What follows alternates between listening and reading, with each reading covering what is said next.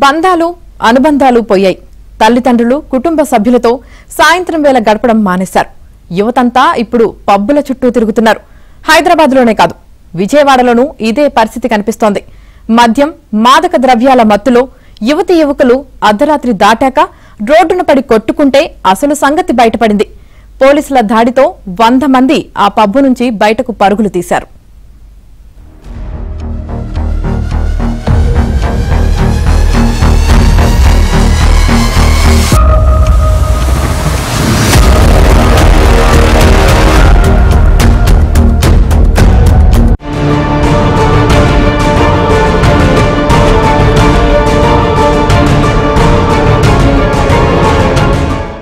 మారుతున్న కాలంతో పాటు ఆనాటి అరుగులు లేవు.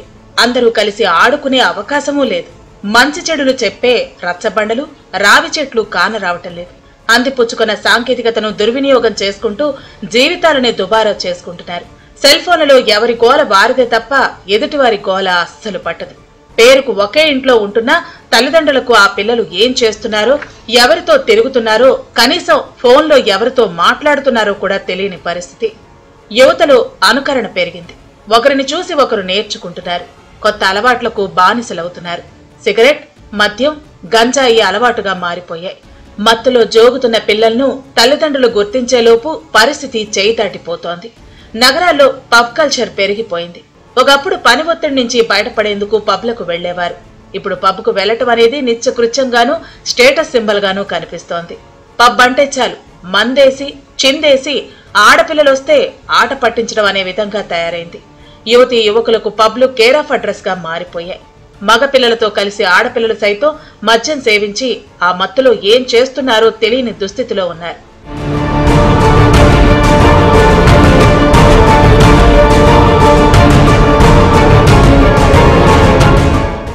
ఇటీవల కాలంలో పబ్లకు ఎక్కువగా యువత వస్తూ ఉండటంతో నిర్వాహకులు కూడా వారిని ఆకట్టుకునే విధంగా డిస్కౌంట్లతో ప్యాకేజీలు ఇస్తున్నారు. దీంతో మరికొంతమందిని తీసుకొచ్చి మరీ సందడి చేయటం ప్రారంభించారు. అర్ధరాత్రి దాటిన తర్వాత కూడా పబ్బులు నడుపుకునేందుకు అనుమతులు లభిస్తున్నాయి. యువతీ యువకులకు అవి లేట్ నైట్ పార్టీ ప్రదేశాలుగా మారుతున్నాయి. పబ్బుల్లో అర్ధరాత్రి 12 గంటలకు పుట్టినరోజు వేడుకలు చేసుకునే వాళ్లు కూడా తయారయ్యారు. పార్టీల పేరుతో వాళ్లు పరిధులు దాటి మత్తులో జోగుతున్నారు. తాజాగా విజయవాడలో ఈ తరహా పబ్ వ్యవహారం బయటకు రావటం చర్చనీయాంశంగా మారింది. బందర్ రోడ్లోని లైఫ్ స్టైల్ కాంప్లెక్స్ లో లీగ్ పబ్ నిర్వహిస్తున్నారు. శని ఆదివారాల్లో ప్రేమికులుగా చెప్పుకునే వారితో పబ్ నిండిపోతోంది. అలా మత్తులో తూలుతూ యువతీ యువకులు ఇటీవల అర్ధరాత్రి 2 గంటలకు బందర్ రోడ్లో కలబడి కొట్టుకున్నారు. అటుగా వెడుతున్న పోలీసులు ఆరా తీస్తే లీగ్ పబ్ నిర్వాహకులు రాత్రి 2 గంటల వరకు తెరిచే ఉంచుతున్నారని తెలిసింది. విషయం తెలుసుకున్న వెంటనే కృష్ణలంక సీఐ నాగరాజు సిపి రాజశేఖర్ బాబుకు సమాచారం అందించారు. ఆయన ఆదేశాలతో సీఐ నాగరాజు తన టీంతో అర్ధరాత్రి పబ్లోకి వెళ్లగా అక్కడ చాలా మంది మద్యం తాగుతూ చిందులేస్తూ కనిపించారు. దీంతో ఆగ్రహించిన పోలీసులు ఒక్కసారిగా తమ లాఠీలకు పని చెప్పారు. అక్కడున్న వారందరినీ బయటకు తరిమి పబ్కు తాళాలు వేయించారు. అయితే ఈ వీడియోలు 3 వారాల తర్వాత ఆలస్యంగా బయటకొచ్చాయి.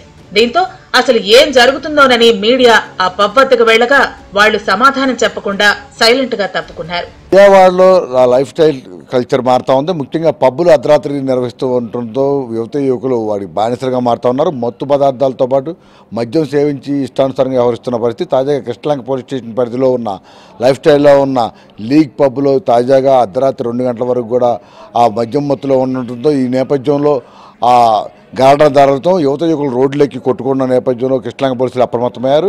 వెంటనే అర్ధరాత్రి వరకు పబ్ ఎక్కడ నిర్వహిస్తున్నారో తెలుసుకుని ఆరాధీగా ఈ లీగ్ పబ్లో ఈ మొత్తం నిర్వహిస్తున్నట్టు కూడా తెలుస్తూ ఉంది. ఈ నేపథ్యంలో ప్రస్తుతం మనం ఎక్కడైతే గొడవ జరిగిందో అదే లీగ్ పబ్లో ఉన్నాము.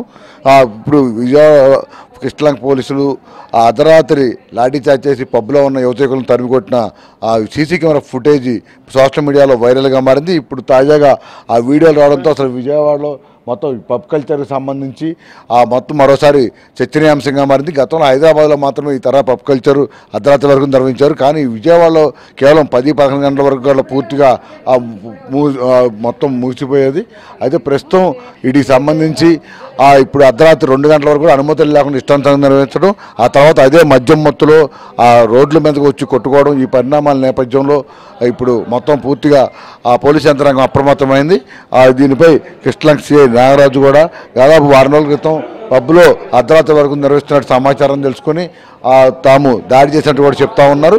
ఆ పబ్బు ఇష్టానుసారంగా నిర్వహించడం యువతకులు మొత్తులకు బానిసలుగా చేసేందుకు ఈ పబ్బే కేంద్రంగా మారుతుంది.